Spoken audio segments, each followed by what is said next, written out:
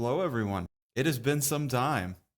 It has been, I think, almost a year, but I am back. And so is the man with the golden voice, Jay. Say hi, Jay. Hi, everybody. How are you? It's been a while. Happy to be back. Happy to continue spreading the good word of Bolt Action. Now, the joke in like amateur podcasting space is 4 episodes, long hiatus, episode about the hiatus, and then never record again. So we're going to keep this short and sweet so that the episode can be about not the fact that we weren't here. I got really busy with work. I had no time to record or edit. Everything just kind of petered out after that.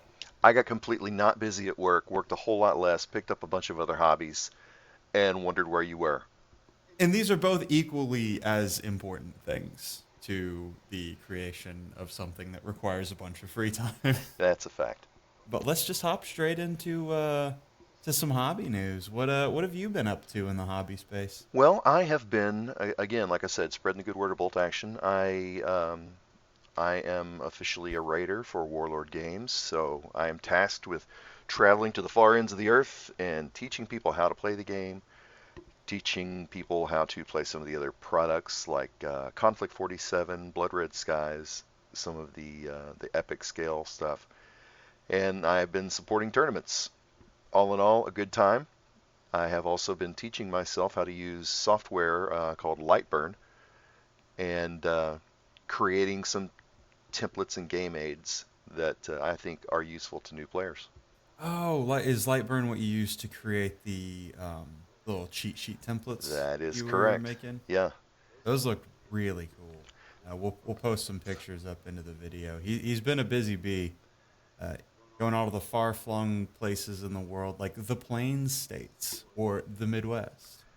I've been I actually as don't know how far you've been I've traveling. been as far north as Detroit. I've been as far south as North Carolina, Asheville area.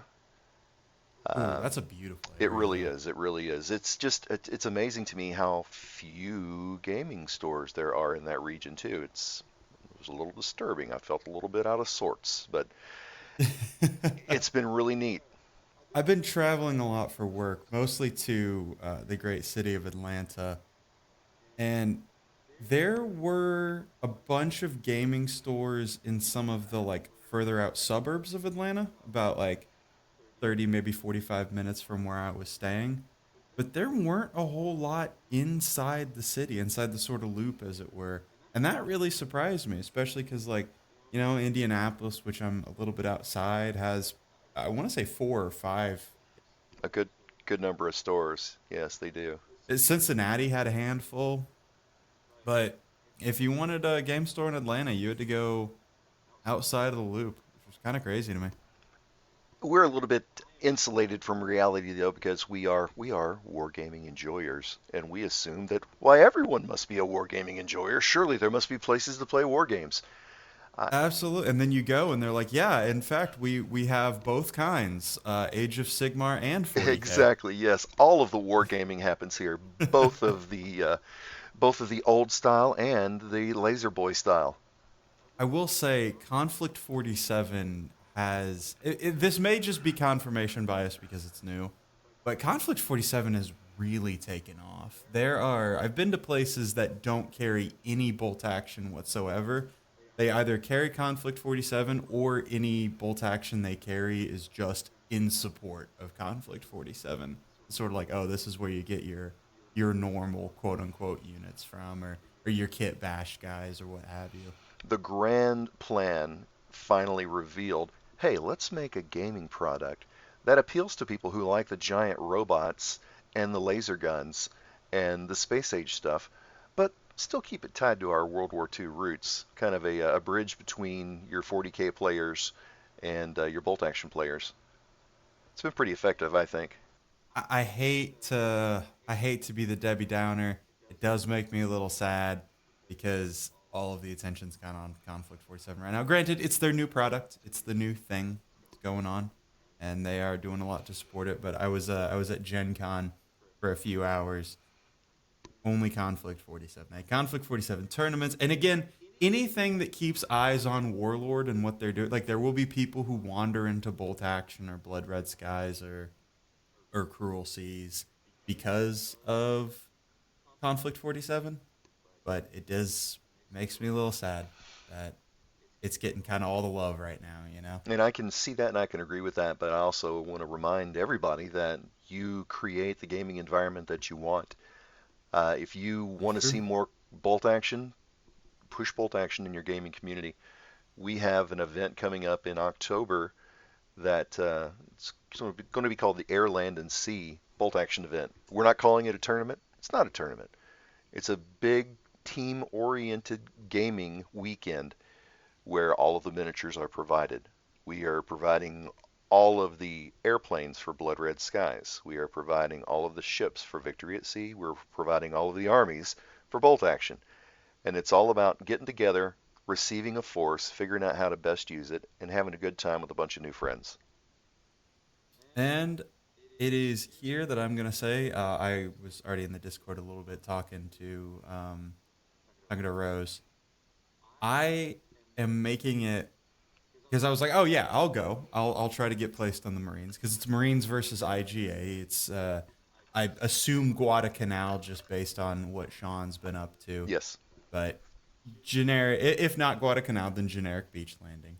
There were many, but it's going to be the fighting at sea, the fighting in the air, and the fighting on land. And I assume the three will overlap with each other depending on how one team does. that's correct. Just putting on my speculation cap for a second, but I was like, I am bound and determined because for those of you who know and maybe those who don't, I am a pilot for my day job. Do not know how to play Blood Red Skies, Shame. Shame. and so it is a shame. Like I'll see what is it, Lead Pursuit, podcast. Also a couple pilots out there talking about Blood Red Skies, and I was like, I'm going to learn this game, and I'm going to learn it so that I can play or try to, depending on availability, the air portion of the Air, Land, and Sea gaming event. You got to represent your craft, right? You've got to learn how to play the game. I do. I gotta. Luckily, I don't have to paint. I would be painting Corsairs. I don't know. The Corsairs weren't at Guadalcanal, so I can't imagine that they'll be in rotation.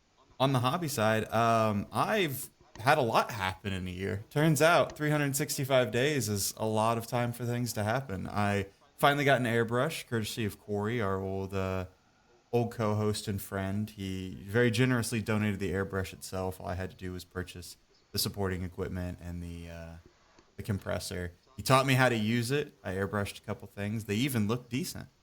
It's fantastic for airbrushing terrain. I've got a bunch of new terrain. Picked up some Opus. Oh, fuck, I feel horrible that I can never remember the name. Opus artist brushes. Yes. Some really nice mink. Yes, absolutely beautiful brush. That's there at Gen Con. Got a set. Been building and painting terrain. Work has a 3D resin printer that they were throwing out because we don't 3D print our parts anymore. We get them machined. Don't think about the fact that planes had 3D printed resin Yeah, parts. I Just could move have I on. could have gone all day without knowing that. Yeah. Luckily, unless you fly a very small type of aircraft, you won't have to deal with that. But I printed. I worked on learning how to 3D print just in time for the bed to be pierced. When somebody, won't say who, definitely took a metal file to the bottom of it to try to get a failed print off of it and punched straight through the Oh, ground. Necessitating about an hour-long cleanup of a bunch of spilled resin. I won't say who it is to protect the guilty. He may or may not be in this room right now, in fact. I was going to say, is he in the room with you right now? He is indeed in my office with me right now. Well, we'll be kind to him in an effort to show goodwill and forgiveness for what is obviously a simple mistake that anyone could make. And he certainly didn't use company funds to buy a second one and then immediately do it No. again. That would just be the dumbest thing you've ever heard. Well, there's one good thing about learning things the hard way. And in this case, maybe it didn't quite take the first time, but you tend to remember from your mistakes. Yeah, and I'm sure he now knows that, while using a metal scraper does get it done faster, it carries such a higher risk of problems to a thin plastic bed. The risk and reward equation, yeah, that the risk and reward is not really balanced in your favor in that case. No, certainly, especially when I had quite a lot of failed prints in the beginning. I was trying to. It wasn't, Since I didn't get it out of the since box. It was he just since he had a lot of failed since prints. Yes. yes, since he didn't really get it new. It was just kind of a lot of discording Corey, like, hey, what do I do here? And he's like helping from a distance me um calibrate my prints and his prints, and all of the the resin kept changing. It was I ended he ended up printing a 155 millimeter howitzer, the M2, and a Hellcat, though, both of which are seeing service on the table right now. And speaking of the table, the whole reason we're here, I, having such little time because I'm constantly traveling for work, finally came to the grand realization that you can just play this game for fun. Isn't that incredible? I'm so happy to hear that from you. Well, it's when I was home, I was like, yeah, I'll get a game in with anyone. And I, in a very technical craft as I am, it is there's a lot of benefit to technically advanced flights, with lots of complicated maneuvers. It keeps you sharp, it keeps you moving. If you've only got 5, maybe 10 minutes to do a flight, if you've only got, one game a month, it's totally fine to hit up your buddy and say, hey, instead of doing this 1100 point 18 order dice 3 hour game, how about we just bash a list together? You can take 500 points, and as the Chicago dice rule goes, no sweats. Yes. And you can just do stupid stuff for fun. One of my favorite things to do is to come up with some sort of a thematic game and then create problems for myself to solve. I had a game recently where someone wanted to play a veteran list of Germans. No problem, I've got you. I wanted to play France. It's like, okay, cool, let's do early war. So when we selected our units, you look in your book or you look in your app and you see the E, the M, and the L, early, middle, and late. Just choose stuff that's available early. He took two Panzer IIs and a transport vehicle and a bunch of early war Gewürzträger and Heer infantry. I took the Char B because why would I not? Just why wouldn't you? Yeah, Yeah, exactly. You have access to the Char B. You're using the Char B. he was like, oh my gosh, how am I going to overcome this? This is terrible. But that's where the fun starts. Yeah, you do have to overcome it or ignore it. But in this case, what Or happened ignore it. is on like turn three, I failed an order check and just reversed off the board. There Goodbye, you go. Charby, gone, no problems. Some problems sort themselves out. Absolutely. But to me, the fun is in overcoming obstacles. If you roll into a game with a super tight optimized list that's just going to roll over everybody, eh, maybe that's fun for you, but it's not going to be fun for anybody else. And if it's not fun for anybody else, your gaming community is going to shrink. Just have a good time, guys. It's a fun Yeah. beer and pretzels, cool game. V2 had quite a lot of those presenting a problem to be solved in the form of their campaign books. And with Corey and another friend of ours named Sean, I've been playing through Operation Unthinkable with Sean, and we've been trying to get a Road to Berlin campaign going with Corey as well. I really appreciate the campaign books because for a while, because I didn't have a consistent group of people to play with, it was just who was around. The campaign books were just kind of supplements of like, hey, here's some extra units, maybe a couple extra rules, Right. as something to think about. Playing them as a campaign of like, this is the force that you have. This is the battle you're in now. These are the battles you have to think about. Figure it out. And I love that. Yeah, that is Your fantastic. opponent is also figuring it out. And so you're playing each other, but you're also playing, with an eye forward. Sean and I have been doing Operation Unthinkable. It's been a lot of fun. We've been doing side objectives as well because we know we're going to get 6, 7, 8 games out of this. And so it's like, okay, well, over here is the NKVD headquarters with a bunch of documents in it. And if you take that, you get intel about what's coming up, which in the is the form of he's showing me his list before the actual game, so I can kind of make my list around it. Because you get intel about what units are in the area, who they could reasonably call Right. upon, Yeah. that sort of thing. But that wasn't the main objective. The main objective was to take out this vehicle and kill a bunch of guys. And he was smart. He deployed the NKVD headquarters kind of away from the other objective and really made me decide, what do you want to do? Yes. It was chaos. It was insanity. It was pretty much infantry only, and it was a blast. I definitely had to kit bash a bunch of things together. My quote unquote American veteran force was Americans, Soviets, and Germans because I didn't have enough American models to constitute an army. It's a great melting pot. Yeah. But then I came up with like, okay, let's say Operation Unthinkable happens. There's gonna be, you know, letting Germans out of camps of like, all right, pick up a gun and fight with us, and we'll forget about the whole previous thing that happens. There's gonna be people in former occupied Soviet or now occupied Soviet lands who are like, yeah, we wish our country wasn't under the Soviet Union. We'll come fight with you. And the same thing for him is like there's going to be people who are like, yeah, I'm just ready for this to be over. So it was really fun to it's all background stuff, not it's all flavor, but we've been naming units who do particularly heroic I things love over that. the course. It's been a blast. Are you doing any kind of carryover from battle to battle? Like if a particular squad just gets completely wiped out, are they out for the next fight where they reconstitute, or do you have Well, them? we're figuring that out right now. There are three separate sectors. There's the southern thrust down near Austria, the standoff Hmm. near Austria, Czechoslovakia, that sort of thing. There's the center thrust going for Berlin, and then there's the northern, which is kind of hooking in from Denmark into the northern.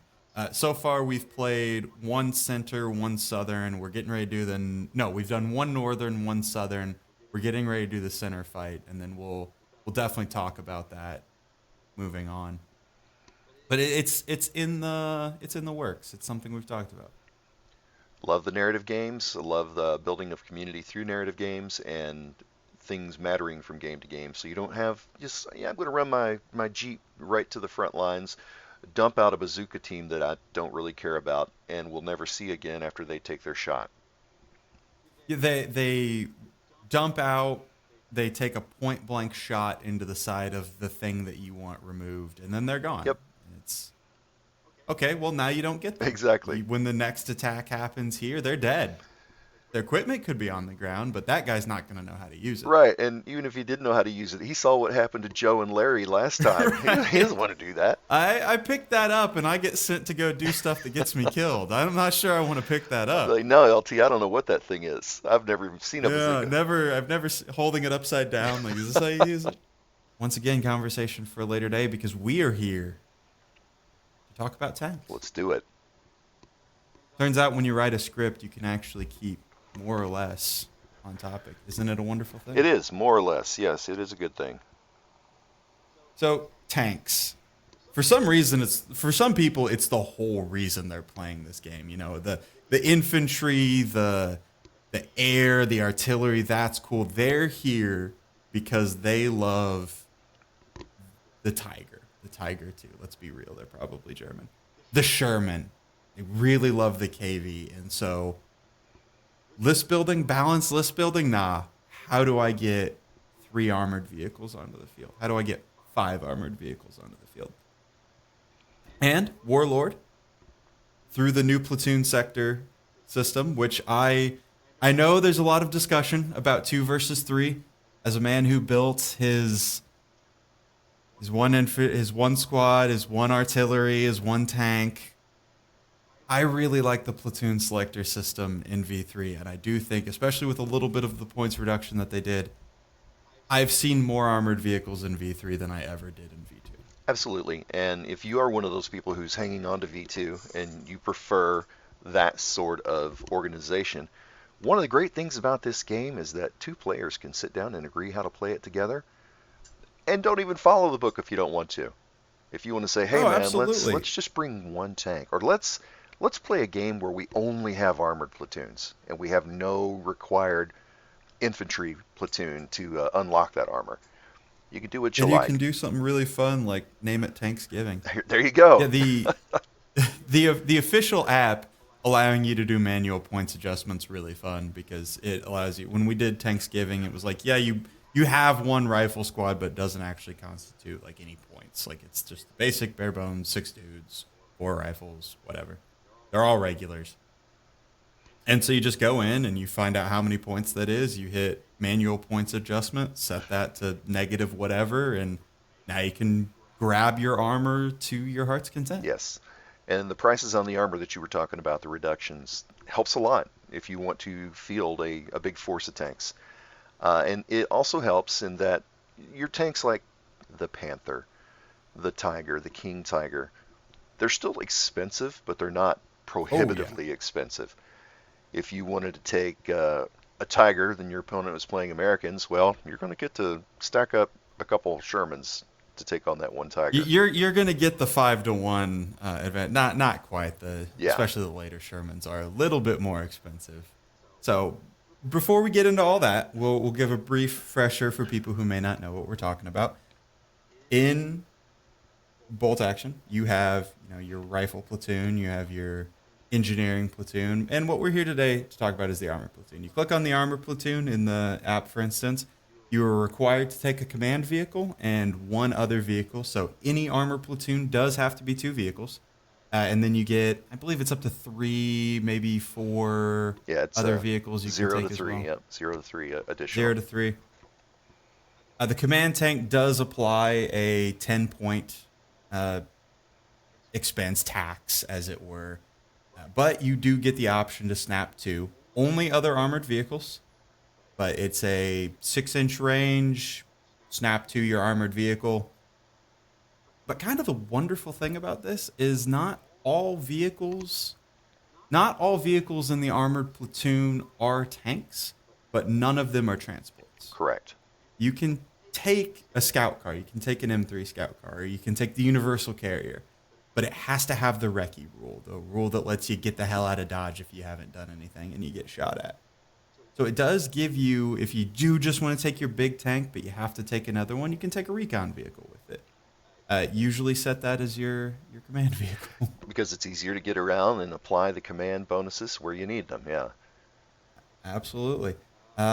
Infantry. Oh, I need to. I brushed up on this rule. Infantry officers can snap to armored vehicles as long as they're open topped, I believe, is the rule.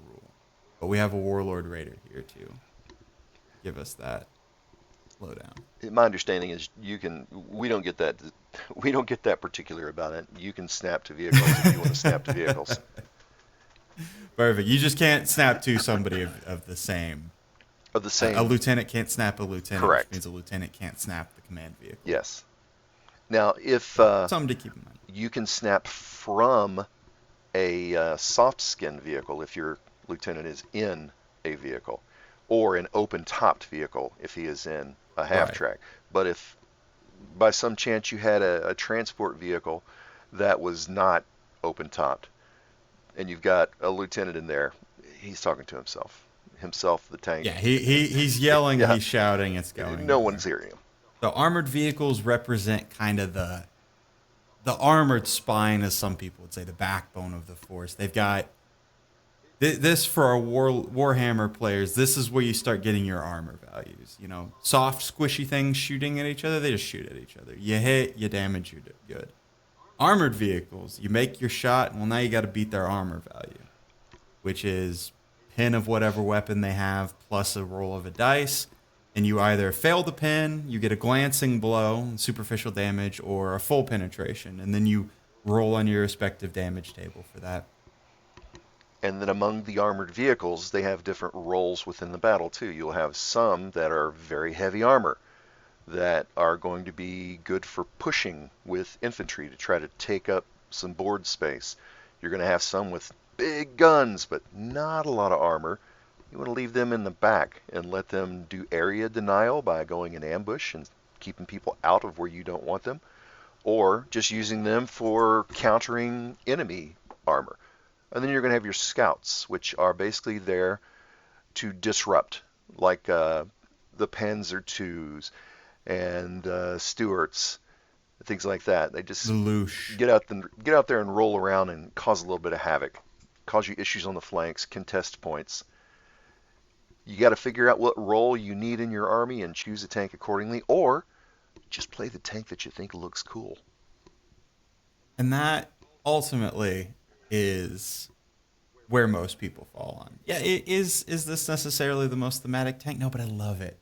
And what better war to encapsulate the war of the weird tanks than World War II?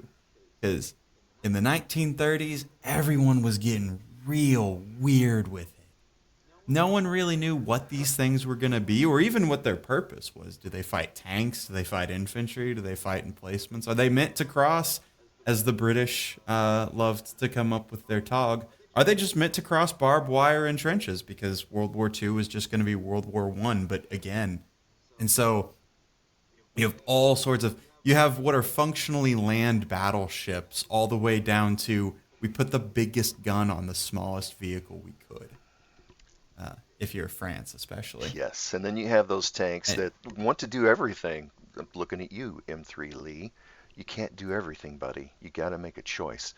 But there's a lot of multi-role vehicles out there. There are a lot of designs that never quite stuck. There's the American propensity for slapping a flamethrower on everything they can. But yeah, flamethrower and a machine yeah, gun. there you go. The enemy of the tank is the infantry, and we will deal with him. Yes. Or as one of my favorite naval historians talked about when he pointed out the fact that there were more anti-aircraft machine guns and autocannons on a battleship than realistically the anti-aircraft crew capable of manning them. He said, just because you're out at sea doesn't mean you don't get to exercise your Second Amendment rights. Right. Everyone gets a machine gun because what's the cook going to be doing in the battle? Cooking? No. We don't need to cook during the battle You need to get on your machine gun because the aircraft are coming. because God gave us John Browning and you will enjoy his creations. Yes. Yeah, speaking of tanks, what's one of your favorite tanks? I have two answers. I have the good American. I have stood by her. The pendulum of I'm going somewhere with this. I promise. The pendulum of discussion around vehicles swings wildly throughout history. If you if you watched the History Channel in the early 2000s, you were informed that American vehicles were garbage. They were trash. It's a miracle we won the war. If you watched it, well, not the History Channel, it's all aliens these days, but if you listened to discussion a few years ago, it was all about the genius of the Sherman and everything great about it. And now, especially as certain groups become more vocal, it's slowly swinging the other way. But nothing, no amount of public sentiment, no amount of anything will ever make me hate the M4 A3 medium tank. It is, as someone who has to work on technically complex vehicles right now, the fact that you can remove its transmission with 12 bolts and pulling it straight out the front, beautiful.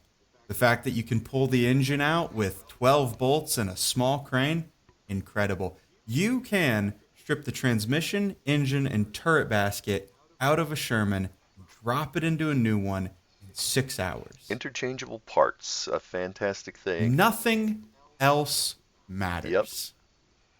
Absolutely nothing else matters to me. You want to pull the transmission, and I will say, I think the Stug, incredible vehicle, beautiful vehicle. That Panzer III, gorgeous, probably my favorite German vehicle. In order to get the transmission out of a Panzer III or Panzer III based vehicle, you had to pull the turret, you had to pull the engine, you had to pull a bunch of the internals, and then you could access the transmission. 6 bolts right out the front of the Sherman. All you need. And what you might be asking out there, gentle listener, is how does this really apply to bolt action? And the answer is, well, it doesn't, but it's cool. It doesn't, but it's cool. It looks this the Easy 8, which is my personal favorite, just looks good. It's got solid angles, it's got the height, it's got the admittedly kind of underpowered 76 M1A1 gun. It's got machine guns everywhere. You have a 50 cal on the top because the commander should get in on it That's right. too. It's got the coax machine gun. It's got the main gun. It's just looks good. And from a gameplay perspective, I really appreciate the heavy medium. It's your Panzer 4H, it's your M4A3 E8, it's the T-34-85, it's the medium tank, so it's the 9 plus, but with a heavy gun and several machine guns. It's the ultimate flexibility vehicle for me. You can engage other tanks really effectively. Uh, you can engage infantry, not as effectively. I really missing the improved HE on the earlier M4 variants, Yes. but you can still 2-inch HE template will definitely get people to get their heads down. And 3 machine guns, should you so choose, on the American, but at the very least, you're getting 2 machine guns and a main gun. It's just flexible. I love it. The medium tank How for me about you? is also my happy space, the medium tank. But more and more recently, I have been leaning into light tanks, recon tanks, Hmm. fast tanks, uh, the looks. I cannot say enough about the Panzer looks. It is such a Oh man, heavy versatile, yeah, autocannon, fast. it's such a versatile role player in my list. I like to run them in pairs. I like to do sneaky things like I was teaching a learning game on Wednesday of this past week, and we had someone using 2 tanks, and they were up against an armored car with recce. They're like, I'm never going to be able to get this guy. I can't do anything to him. I was like, okay, well, here you go. Use your command tank that's parked right beside his buddy to snap to, give an ambush order to your command tank, and tell your other guy to fire at the recce vehicle. And the light came on in their head. They're like, oh, yeah, that's what I'll do. So then your opponent has to decide, do I want to take the shot from this guy or do I want to take the shot from that guy? But I'm taking the shot Either way, regardless. they're taking the shot. Yeah, it gives you a little bit of flexibility. And in V3, when they require you to have 2 vehicles, yeah, you can take a medium or a heavy and then just a little recce vehicle, or you can take 2 that are on par with each other and use the teamwork makes the dream work way of ambush and taking the shot to force a decision. To me, For me, that combo is M4A3 E8 and the M18 Hellcat. yes. Oh, the Hellcat is fantastic at just saying, okay, I'm ready. Flush them out.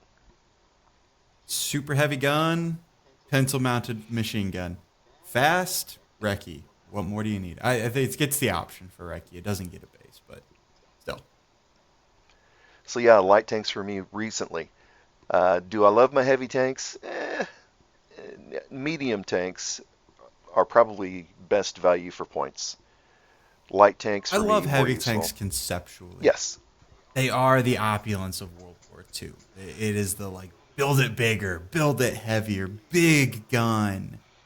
So we kind of figured out, scaling everything just in a little bit is probably the sweet spot. But especially the early Soviet heavy tanks, the armored all round, slow but land battleships. They've got 2, 3 turrets, the rear facing gun that can fire at the same time for some reason. Hey, as long as you're firing in 2 different directions, it's all good. Of course, it got to be in 2 different sectors. And that kind of brings me back to the Char B1 and the B1 Biz that we were talking about earlier. Land battleship. The thing is armored all around. It's 9 armor, front, sides, rear, top. If you roll it over and try to rip the belly out of it, no, it's 9 armor.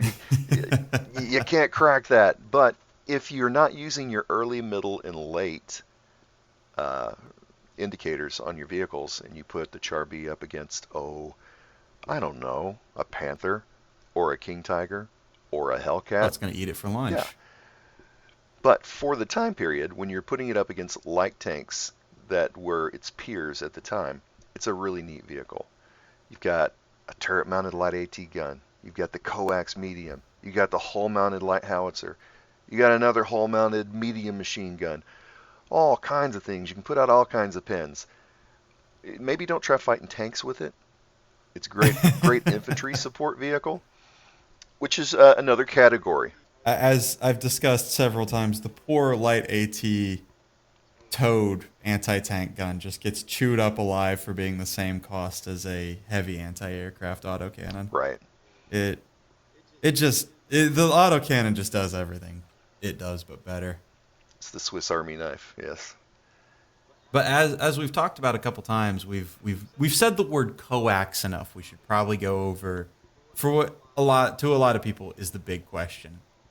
When do you fire the coax? When you need the math, I always advise people. It's like, okay, you've got an autocannon and you have a coaxial medium machine gun. You are firing at infantry. Okay, so you're going to be firing HE out of your autocannon. You're going to roll 2 dice. Or if it's more important to you to just put pins on them and put pressure on them, you can fire your coax medium machine gun and you're going to roll 3 dice. If you're German, you're going to roll 4 dice because everybody knows that German machine guns have magic powder on them that makes them fire faster. Exactly. Math is math usually works every time you try it. The more chances you get, the more opportunities you're going to have to put that pin on. If it's super important for you to reduce the size of the squad, okay, then fire the high explosive. Or if the squad is inside of a building, which is where I you definitely fire don't the high want to explosive. be, you definitely always fire the high explosive. The two things that I feel like really catches people who maybe haven't played certain tabletop games in the past, or their experience comes from maybe company heroes or maybe movies, as you like to say, Bolt Action is a game about a movie about World War II, Yes, is one, keep your infantry out of buildings when being attacked by a vehicle. It's it feels like it should be there because that's where the cover is. It just makes them sitting ducks for the main gun. It really does. the way that I explain that to people too, they're like, well, if you're in a run, you get a cover save against the HE, but if you're in a building, you don't get the cover save. Why? It's like, well, if you're in a run, there's a bunch of rocks and stuff around you. You can hide behind. It's directional fire at you. It could just miss entirely. If you're in a building and a shell explodes inside the building, well, now you're not just getting hit by the shell. You're getting hit by grandma's silverware.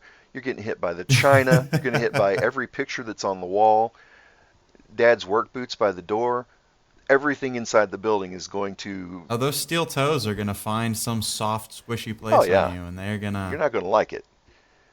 Or it's the other difference. You're in a room. Yes. Somebody launches an HE shell at you. It misses. It goes through the window, misses you. Great. Now it's hitting the back wall. And it It's hitting the pressurizes the ceiling. room, and now you can't hear and you It's can't see, and yeah, versus a ruin. It launches it over. It could go into the next building. It could go into the next street. Depending on what's shooting at you, it could go into the next zip code. and bottom line, it's a game mechanic.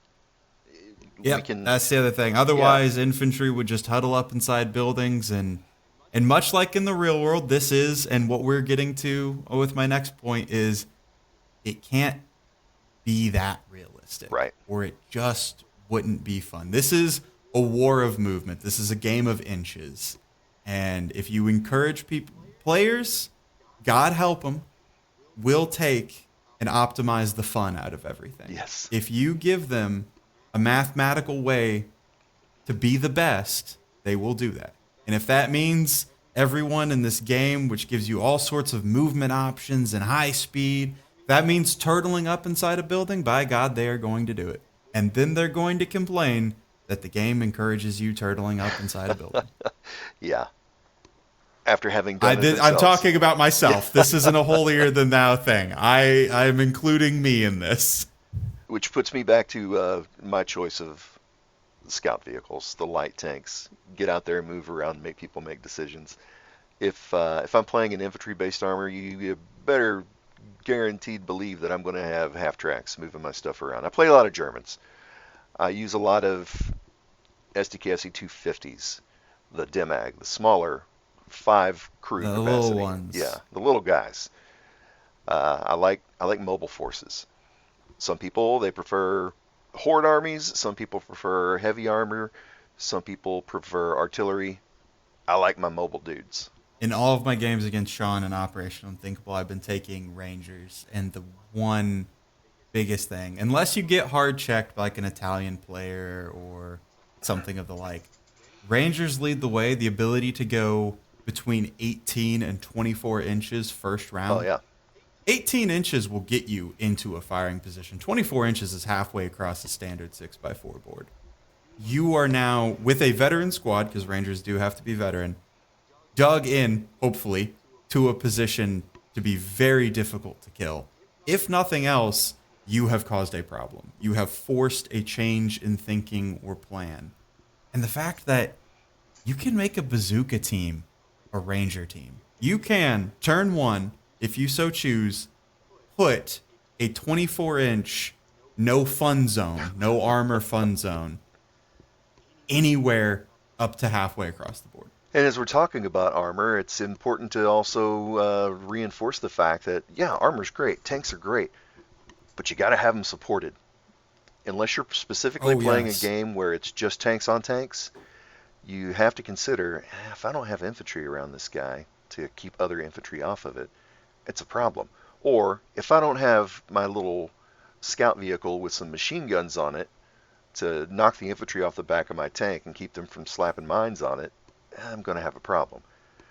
All about balance. A lot of armor players, especially heavily armored players, some of them have the moment of realization before they do it when they're looking at the gun that it carries and they're like, this would be really great for sitting at the back of the map and just, it's got 72-inch range. It's a super heavy gun. It's a huge template. I should keep this in the back. But then you think, this is a heavy tank. I should be pushing with Yeah. this. I should be advanced. And then if they do push and they're not properly supported and they realize that, crap, there's a lot of things putting pins on this, especially if you want to fire the pintle-mounted weapon, as a lot of people take a pintle-mounted weapon. Now you're open top. Now the medic with a pistol is putting pins on your guy.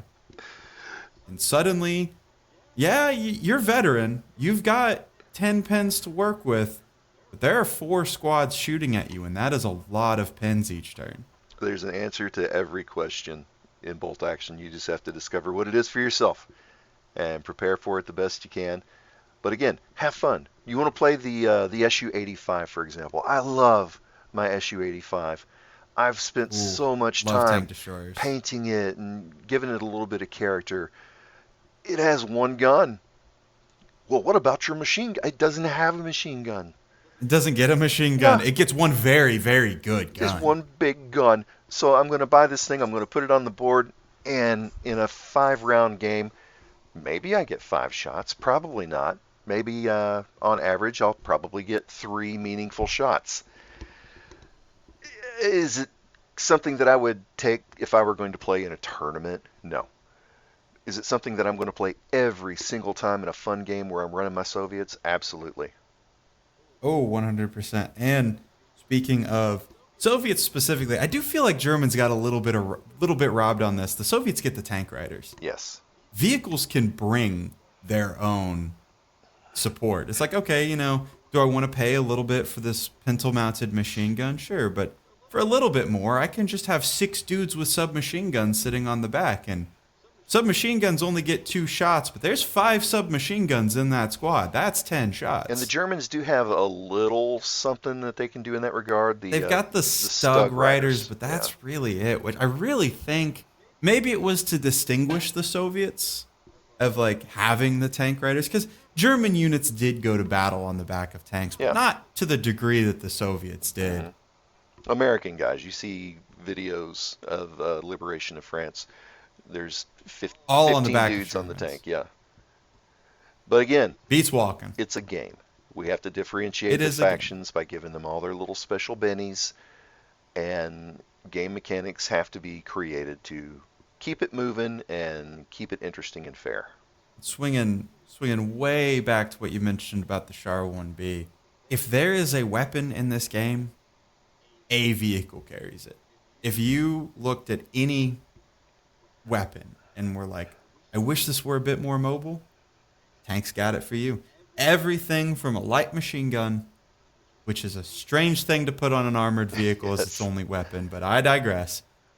all the way up to the biggest howitzer in the game, which is the American 203 millimeter. Some people are going to be starting to point at the Sturmtiger. I'll get to that in a second.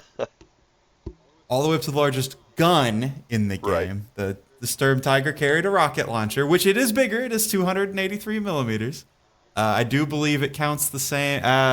It might get the Soviet HE5 rule, where it's just a really big gun. But you can put it on an armored vehicle. It might not be good because, a vehicle is the sum of its parts, but you can carry whatever you want into battle. Most mid to late war tanks tend to have the medium heavy or super heavy anti-tank gun, but flamethrowers, machine guns, autocannons, the Lukes, for example, as he was talking about earlier, is I believe a heavy autocannon, two It's shots, just a standard autocannon. just standard Yep. autocannon. But those are excellent at tearing through Oh infantry yeah. and putting pins on armored vehicles. Yep. Because unless you're Especially with the looks, you're probably going to get your side shot. You may even get a rear shot because they're fast. and the other thing is, unless your opponent is taking a veteran vehicle, which is a hard sell considering how many points they are, if you have any penetration capability whatsoever, you're putting a pin on him. Yep. Doesn't matter if there's actually no way that the looks can penetrate the IS-2, the IS-3. Unless he took that as veteran, just shoot at him. You'll put a pin on Yeah, him. the crew doesn't know any better. They're like, oh my gosh, something's hitting my tank. I do not like. And that's what a pin I do represents. not like this Yeah. thing. Veteran vehicles are a really tough sell. Like, I can sell veteran infantry all day. The extra health, as it were, when getting shot at, the better morale test, which you still do get. And veteran vehicles, unless I believe the two exceptions are Panzer Ace and the American Gyro Stabilizer, which you only get one Panzer Ace. Right. It's just the fact that now you have to be able to pin the vehicle. Like, you have to have the capability of potentially, even on a 6, of penetrating the vehicle in order to get pins put on that vehicle. Yeah, otherwise they just ignore it. They know better. Now, I do think the Panzer Ace is, +1 to the damage table when rolling superficial and full Plus pins? one to hit as well. +1 to hit. So that's pretty good. I mean, it's the sniper, right? The +1/+1. Yep. And then, personally, the only vehicles I consistently take at veteran, unless we're doing something thematic, is the American Gyro Stabilizer. Yes. It's It comes with some asterisks. It comes with some trade-offs, but it allows you to move and fire with the 4 roll instead of a 5 that you would normally take for advance. yes, and that is very, very useful. It doesn't benefit from, it only applies when you move. So if you just are flat-footed shooting at another vehicle, you don't get the +1 for a shoot order against a vehicle. So it is +4, or it's 4 instead of 3 to hit, but it is 4. It's the average vehicle, if it were to advance and then fire, is firing on a 5. Right. So it takes your 2 options from 3 and 4, or 3 and 5 to 3 and 4. It really increases your odds. It's definitely worth it, in my opinion. Absolutely, it is. More tactical flexibility, more ways that you can force people to make decisions. But that does require, to get the full benefit of it, you really do have to have kind of a more mobile force, which brings us all the way back to the beginning of, how do you use your tanks? Yeah. What is your favorite way to use these wonderful little toys that we love to paint up? And for me personally, it's all about the mobility, all about the mobility. I love to be able to present threats from different part of the battlefield. I think well, why don't you just tell me, how do you like to use your tanks?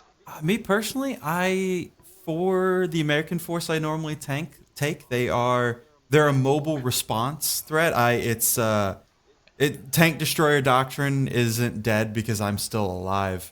I like to keep a Sherman usually anchored to one side of the board supporting my main push, and then I'll keep my Hellcat in the back as a sort of thrust and parry. If they're getting a little too cautious, you can run the Hellcat up. It's fast after all. It gets double movement.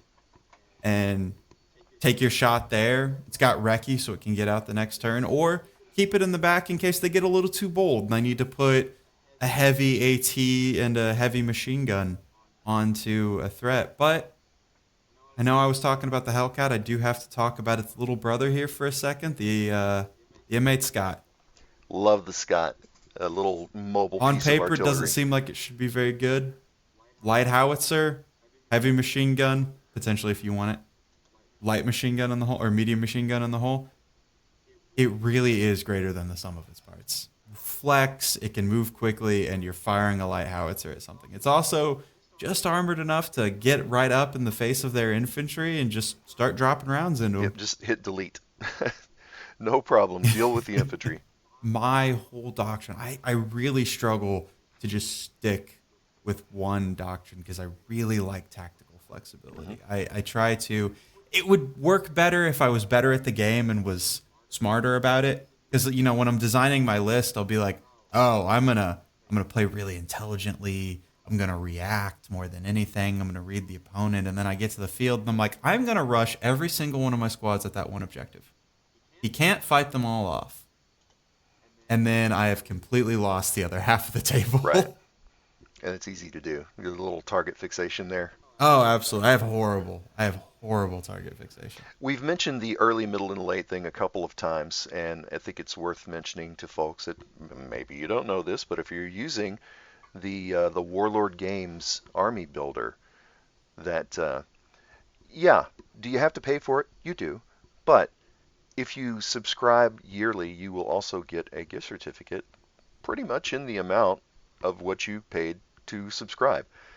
And it gives you the ability, if you and a friend are deciding, yeah, we want to play a mid-war game, at the top of your screen, where you see the E, the M, and the L, well, just click on the E to turn it off, click on the L to turn it off, and what you're going to be left with is all of the vehicles that you can use. Especially for German players, this can help you winnow out the ones that are not going to be applicable for that particular battle. And for tournament Especially organizers, the variants. yes. Especially variants of And vehicles. tournament organizers, you can pass this information on. If you want to do an early war tournament, if you want to do a late war tournament, you specify, hey, use your Warlord Games army building tool and disable whatever is not going to be allowed. Makes it a whole lot easier to come up with your list. You're not confronted with quite so many decisions. And there are a lot of decisions. The one thing this game is fantastic at across all of its supplements is options. There are weird vehicles that should probably never see the light of day, but they are someone's favorite. And they are on a table somewhere, probably not doing well, And but they're they're there. probably German too. And they're probably Yeah, German. a lot of That's paper very true. tanks. All of the that's one of the things, as I mentioned earlier, we're doing forward to Berlin, and the thing that Corey's been the most excited about is taking the He's like, I want a force of weird one-off desperation vehicles. Absolutely. Just we strapped this gun to this thing. I don't know how it would ever make it to the table on anything other than players agreeing on some stuff, or maybe if they do another round of supplement campaign books. But in the very closing days of Berlin, they shoved an 88 millimeter gun on top of, physically on top of, I believe it was a Panzer One or Panzer Two, and the one picture we have of it is it leaning completely forward. Just like, I don't even think the rear wheels were on the ground, or the rear parts of the tracks were on the ground, because I'm about 90% sure the 88 weighs more than the Panzer One did, And and you I know, want though, that. you know that there was a field engineer out there who slapped the side of it after strapping it on there, saying this bad boy's not going anywhere. It's not going anywhere until they pull the trigger and Yeah. it flips upside down. But I love the one-offs. And it really is. I do have to give props to this game. Absolutely, I love it. Is you'll click on some vehicles and it'll be like, oh, number produced 15,000, number produced 700. Then you'll click on some and it's like number produced two. Yeah. I think it's one of the American like prototype flamethrower tanks is on there. You click on a number produced one, and it really is, as you are fond of saying, it's a game about a movie about World War II, and the director has his favorites that he's making sure that everyone now knows about. Right. If you want to field a force that has more of a vehicle than ever existed, feel free. Go right ahead. You can do that. If you're playing a German force and you want to take the SDKFZ 231 heavy armored car, the uh, the 8 rad with the The, silly little the 8 rad. tiny wheels on it that I absolutely just cannot stand. You can do that, and it's a long-standing bit of knowledge within our group that I hate the 8 rad. I hate it so much because the wheels are very tiny. It just looks wrong to me. Now the Puma, Tiny wheels, tall yeah. hull. So, I can't stress enough. We'll put a picture of it. It's excessively tall. Now the 234 on the other hand, I got no problem with the Puma. 234. That looks good because the wheels are symmetrical. Do I look at the abilities of these tanks? No, or these vehicles? No, I do not. Do I compare and contrast the costs? No, I do not. I play it because of what I like. It's tiny It wheels, no looks deal. cool. Big wheels, yeah, all day long. It's the Stummel, for instance, is conceptually, tactically, not actually a fantastic vehicle. You typically don't want your really light skinned things to be a massive threat, for instance, carrying close support artillery pieces.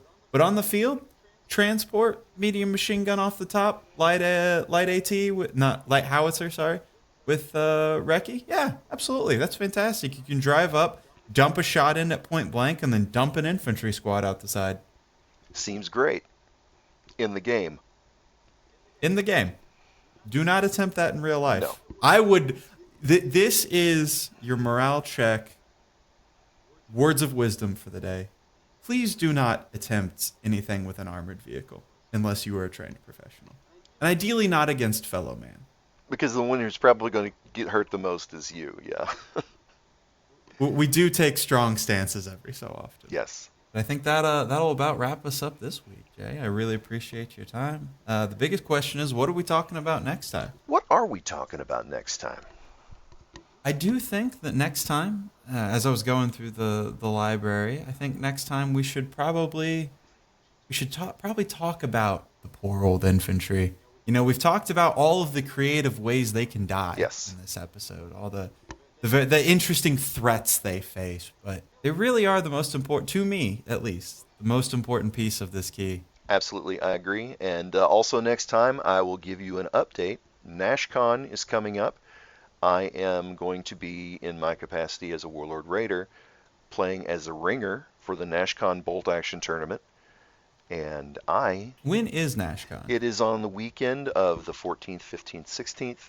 The Bolt Action is taking place on that Saturday morning of August, I should say, August 14th, 15th, 16th. And I'm taking the French. What a Yeah, surprise! He's taking the French. I love taking my I, for underpowered one, am armies. blown away.